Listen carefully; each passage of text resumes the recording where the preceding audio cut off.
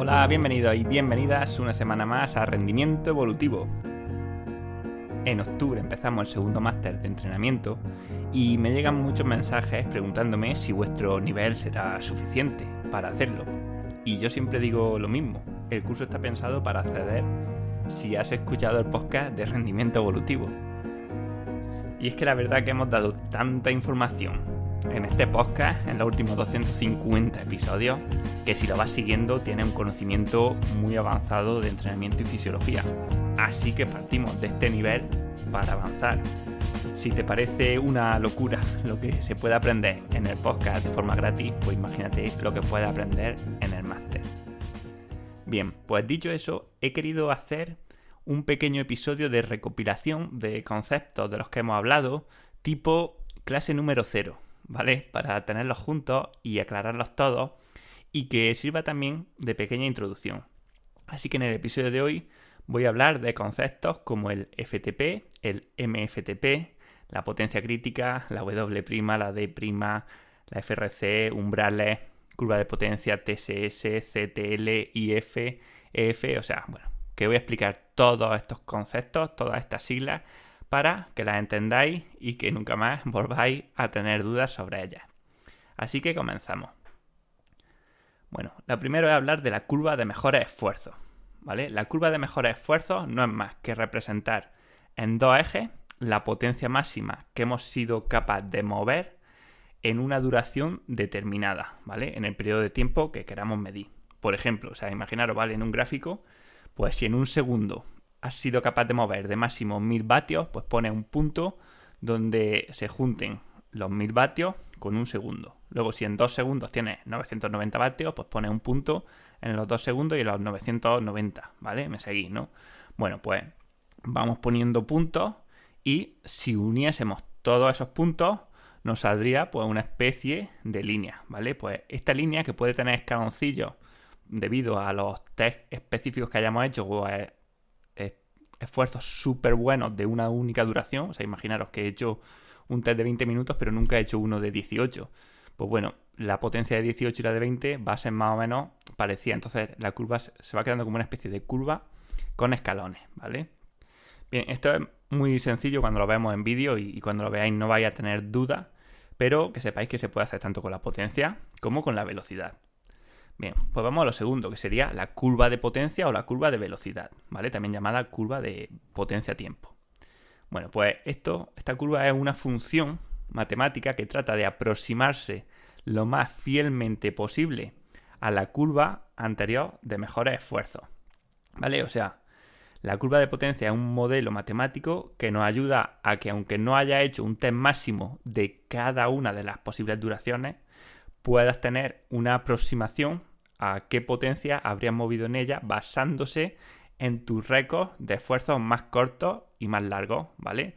Si decía que la curva de mejores esfuerzos a veces parece una escalera o que tiene escalones, pues esto lo que hace es convertir esa escalera en una especie de rampa lisa sin escalones.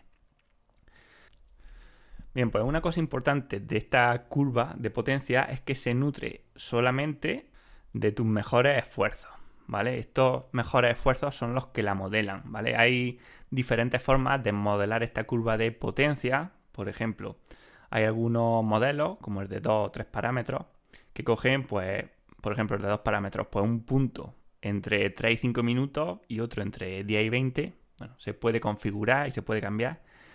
Y hay otros modelos que son multicomponentes y que cogen pues esfuerzos de muchas duraciones para que la curva de potencia se parezca más a la curva de mejores esfuerzos. No por coger más puntos para modelizar la curva es mejor. Cada modelo tiene sus pros y sus contras, que no podemos entrar a hablar aquí porque se iría el podcast a las 2 horas.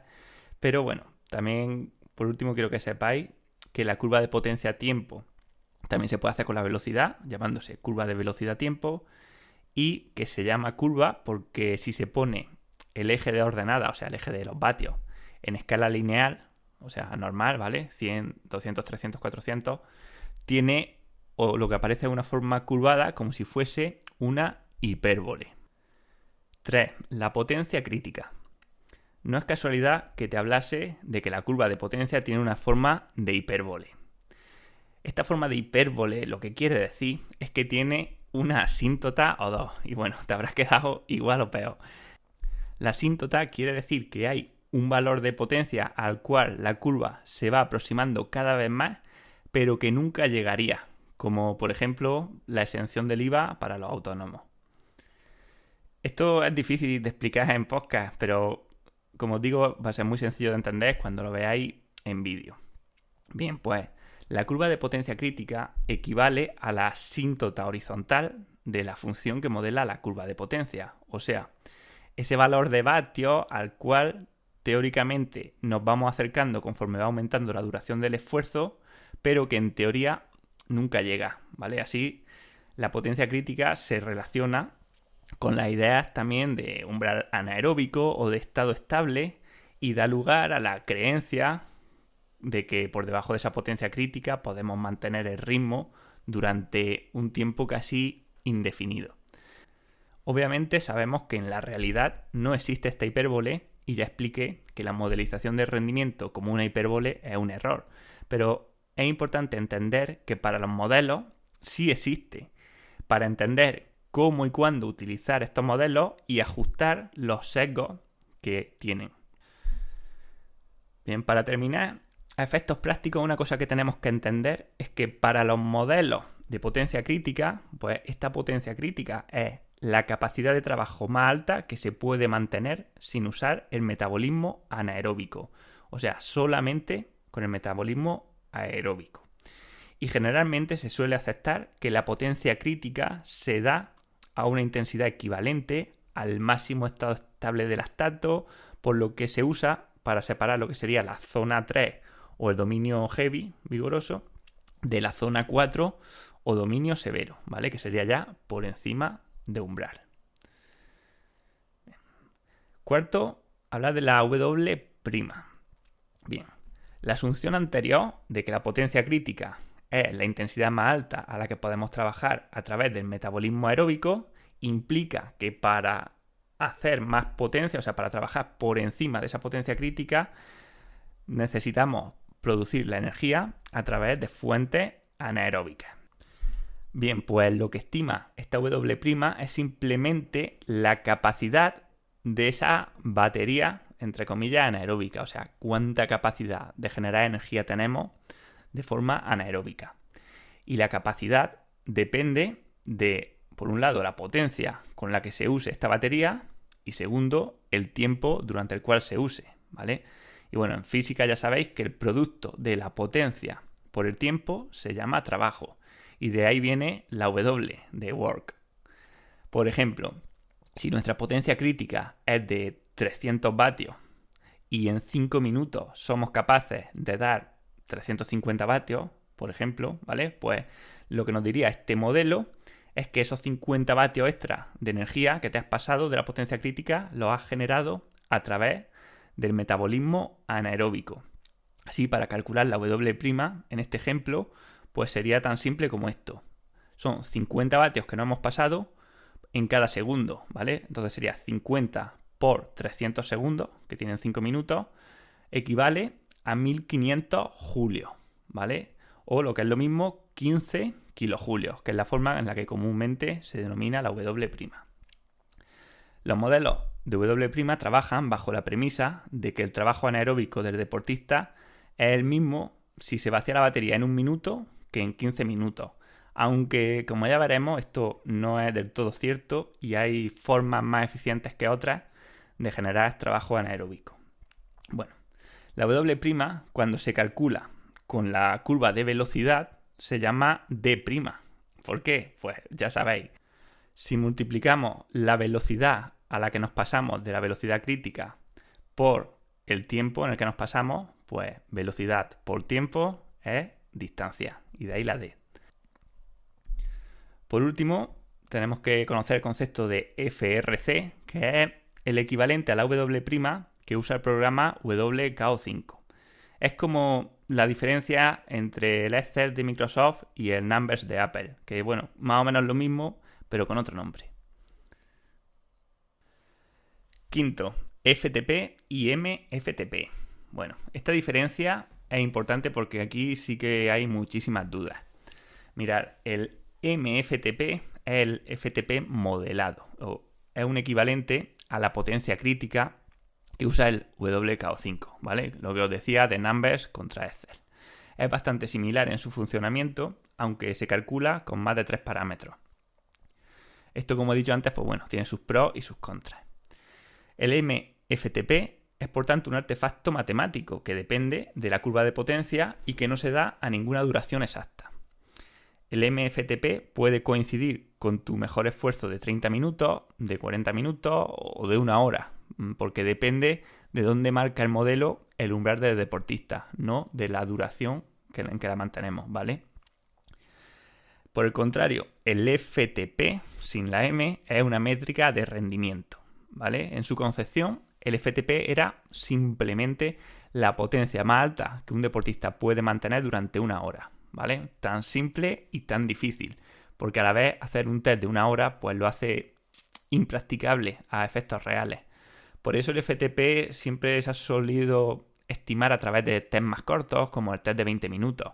Esto lo hace más fácil de detectar, pero también pues, genera un margen de error con la estimación, ya que bueno, hay gente que le resta un 5% a la potencia de 20 minutos, otro un 8, otro un 10. Algunos hacen el test con fatiga, otros sin ella, y esto da lugar a otra métrica que es el EFTP o Ego FTP, ¿vale? El Ego FTP es el FTP que los deportistas dicen que tienen y se calcula poniendo todas las variables de la estimación a tu favor. ¿Cómo se calcula el FTP? Pues, por ejemplo, a tu test de 20 minutos no le restas nada, le añades un 5% porque podía haber sufrido más y otro 5% porque hacía calor. También le sumas 10 vatios porque solo dormiste 6 horas pensando en el test. Y bueno, al final lo que te tiene que quedar es que tu FTP sea aproximadamente la potencia máxima que puedes mantener en 5 minutos. Bueno, fuera broma, la verdad que este EFTP es lo que miden la mayoría de deportistas. Por lo que veo, todo el mundo mueve 6 vatios kilo a FTP en redes sociales, pero luego en las carreras a 5 vatios kilo pues se quedan 5. La cuestión, y ya siguiendo con el podcast, es que da igual si haces un test de 20 minutos, de 15, de 30, me da igual si le sumas un 10% y tienes un FTP de ego de 6 vatios kilo, es que da igual mientras sepas por qué lo haces. O sea, porque no hay nada mágico en que el FTP tenga que ser, por ejemplo, 60 minutos, ¿no? El mero término de umbral de potencia funcional, pues es un término que nos habla de que es una potencia que utilizamos para entrenar, no que eso signifique nada de ningún estado mágicamente estable en el cual no te fatigas, ¿no? Como dicen algunas definiciones de MFTP o de potencia crítica. De hecho, que lo pongamos en 1 hora, pues, oye, qué casualidad, ¿no? Que sea justo en 1 hora, que bien nos viene. Porque estoy seguro de que si nuestros antepasados hubiesen dividido la hora en 100 minutos en vez de en 60, pues seguramente nadie pensaría que hay nada de mágico en la potencia en que puede mantener 60 minutos exactos, ¿no? Pero bueno, así somos. Y como 60 minutos pues nos viene cómodo, porque es igual a 1 hora, pues ya está. Se ha quedado como que el FTP tiene que ser de 1 hora.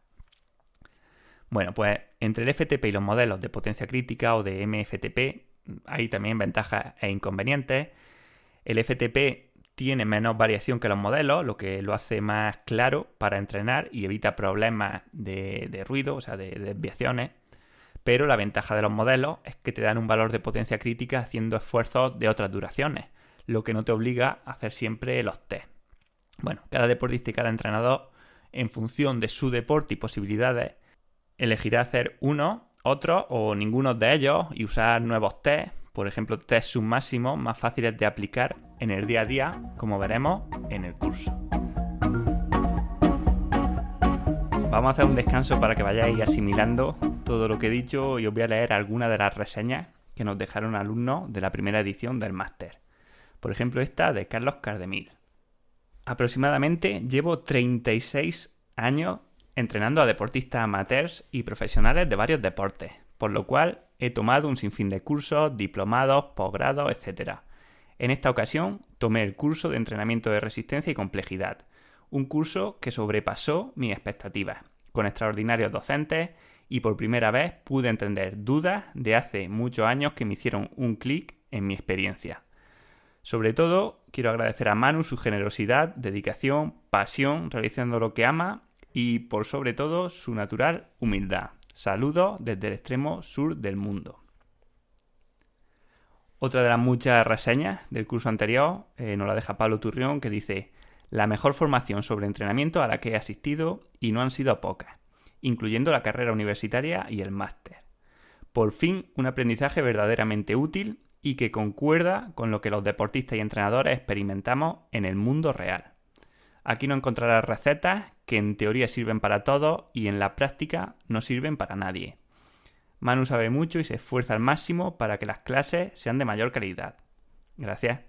Pero además tiene la mejor actitud para resolver tus preguntas e intenta que ninguna duda se quede sin resolver.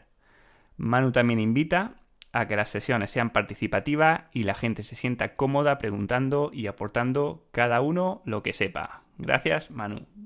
Bueno, pues muchísimas gracias a Pablo y a todos los que nos habéis dejado reseñas. Podéis verlas todas en la página del máster, todas firmadas y autentificadas, por supuesto. Y sí, desde luego esa es la idea, o lo que intento, que la gente participe y la clase sea dinámica y sea un intercambio, porque es la mejor forma de aprender. Aunque bueno, sé que no siempre es fácil, ¿no? Y más porque venimos pues de estar acostumbrados a un estilo de aprendizaje basado en escuchar y memorizar. En este caso, bueno, espero que este año podamos seguir en esta dinámica de que no sea solo memorizar, sino que sean clases donde cada uno pueda aportar. El año pasado surgieron debates muy buenos al final de algunas clases donde todos los alumnos aportaban sus puntos de vista, porque al final pues casi todos eran entrenadores y compartiendo entre todos pues se llegan a conclusiones muy chulas.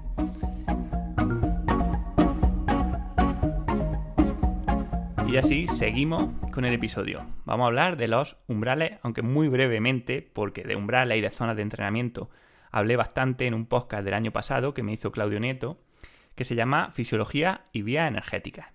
Pero voy a recopilar lo más básico e importante, ¿vale? Y es que podemos marcar distintos umbrales en casi todas las variables fisiológicas que midamos, aunque estos puntos no tienen por qué darse a las mismas potencias. Bueno, a efectos prácticos tenemos que entender que en los modelos de fisiología los umbrales ventilatorios y del lactato pues más o menos se dan a la vez y equivalen al primer y al segundo umbral. Y estos dos umbrales dan lugar a un modelo trifásico de rendimiento, donde tenemos tres zonas bien diferenciadas. Por debajo del primer umbral, dominio moderado, entre los dos umbrales, que también se llama dominio heavy o vigoroso, y por encima del segundo umbral, que se llama dominio severo. Incluso se puede poner un dominio extra, que se llama dominio extremo, y que estaría por encima de la potencia aeróbica máxima. Bueno, el primer umbral marcaría la separación entre la zona 2 y la zona 3 de la zona de entrenamiento si utilizamos la zona de Coogan, ¿no? Que es lo que se suele hacer actualmente. O sea, cuando se habla de la zona 2 tan famosa, lo que se habla es de esa intensidad que está por debajo del primer umbral, ¿vale? Este primer umbral pues se puede mantener aproximadamente, dependiendo del deportista, pero bueno, vamos a decir que unas 3 horas de duración. Se suele marcar con gases o con lactato, ¿vale? El VT1 sería el primer umbral ventilatorio y marca el punto donde la relación entre la frecuencia respiratoria y el consumo de oxígeno comienza a aumentar significativamente respecto a los valores anteriores, lo que refleja un cambio de tendencia en la producción de CO2. El LT1, o primer umbral de lactato, se marca cuando el lactato en sangre del deportista aumenta por encima de los niveles basales en aproximadamente 0,5 milimols.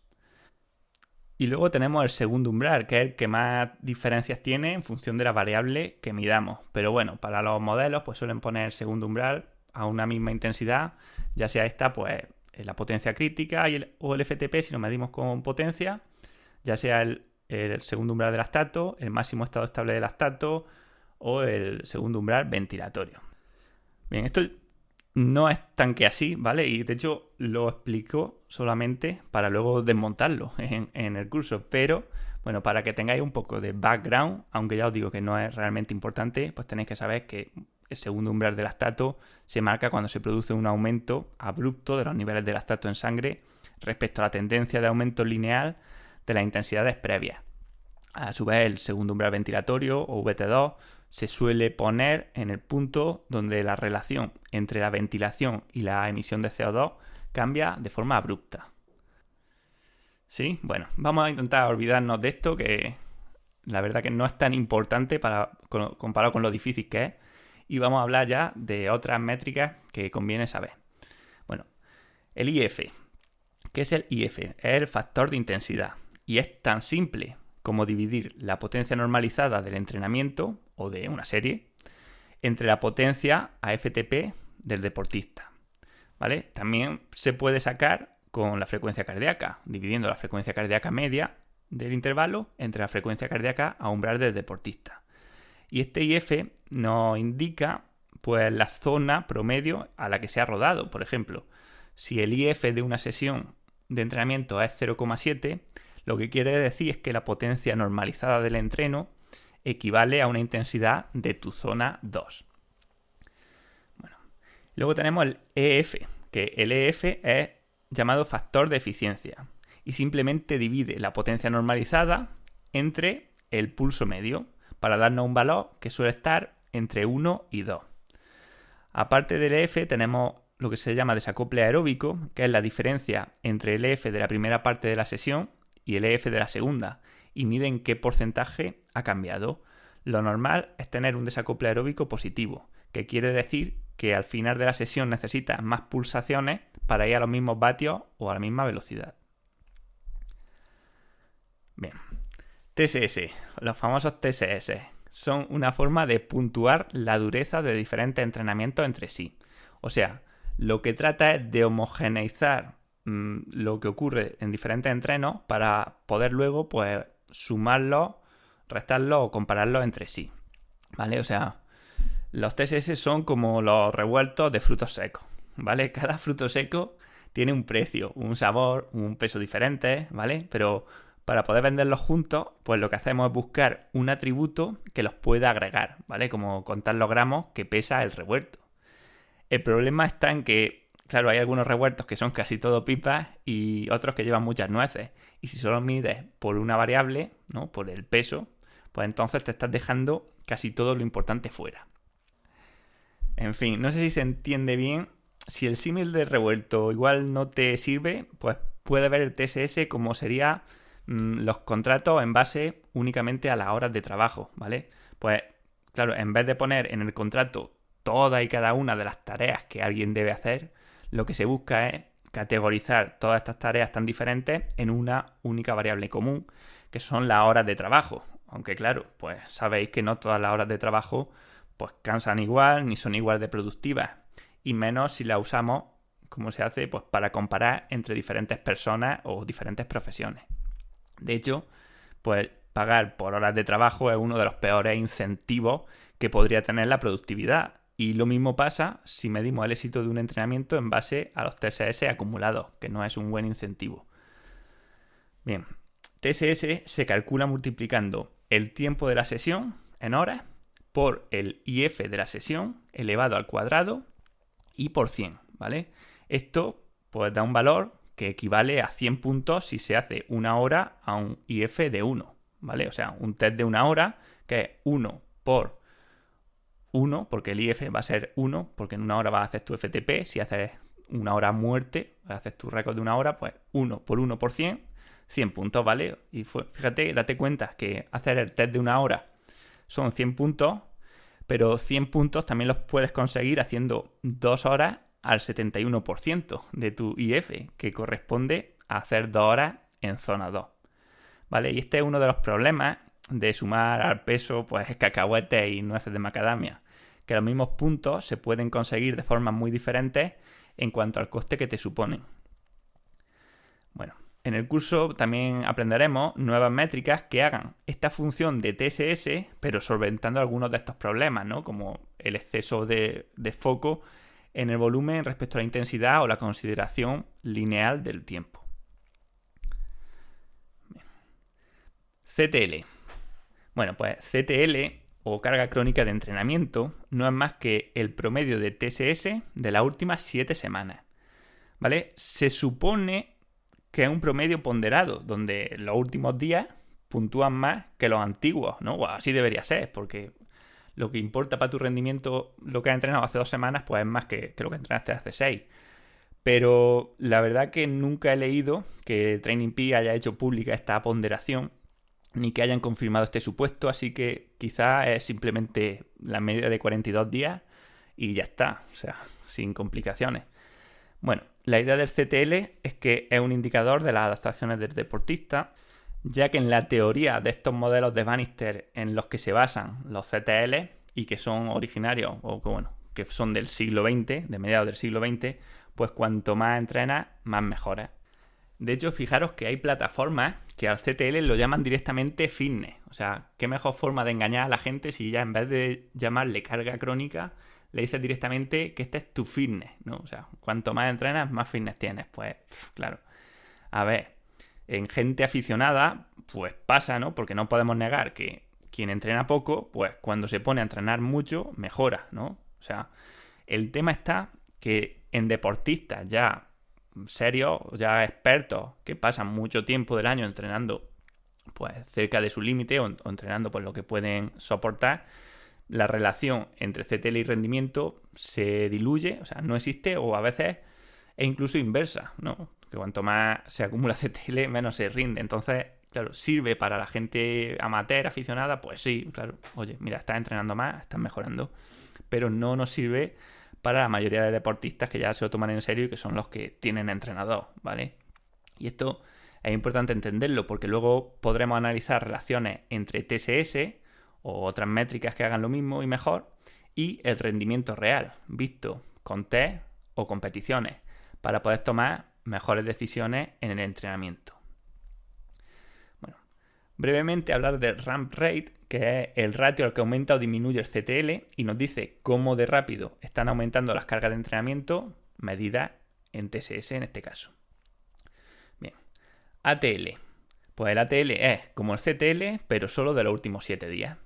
Y lo que nos dice la teoría de TrainingPeaks o de Bannister es que eso equivale a la fatiga acumulada, ¿vale? O sea, como si lo que hiciste hace 10 días no cuenta para lo cansado que estés o no estés hoy, sino que solamente cuenta lo que has hecho en los últimos 7 días. Y luego está el TSB, que es la resta del ATL al CTL, ¿vale? Bueno, se supone que si en la última semana has entrenado de media más duro, o sea, o mejor dicho, has acumulado de media más TSS que en las últimas 7 semanas, pues estás en fatiga y tu TSB será negativo y viceversa. En fin, esto tiene infinitos problemas, pero no me quiero centrar demasiado en ellos porque son métricas que no vamos a usar, ¿no? O sea, simplemente es comentarlas para saber que existen, pero a efectos prácticos no nos aportan nada fiable y útil para entrenadores. ¿Vale? Tenemos maneras mucho mejores y fiables de saber qué está pasando con el entrenamiento y qué deberíamos hacer que ponernos a comparar, pues, como digo, frutos secos por su peso o a profesionales por cuántas horas trabajan al día. Estas métricas, con lo que sabemos hoy en día, están totalmente desfasadas y ya hacen falta cosas que no solo parezcan útiles y que vendan humo, sino que lo sean. Recuerda que si quieres avanzar más a partir de aquí, te espero en la segunda edición del Máster en Entrenamiento de Resistencia y Sistemas Complejos. Empezamos el 17 de octubre. Te dejo un link con toda la información en las notas del episodio y un pequeño descuento exclusivo para los oyentes del podcast. Yo soy Manu Solarjona y esto ha sido Rendimiento Evolutivo.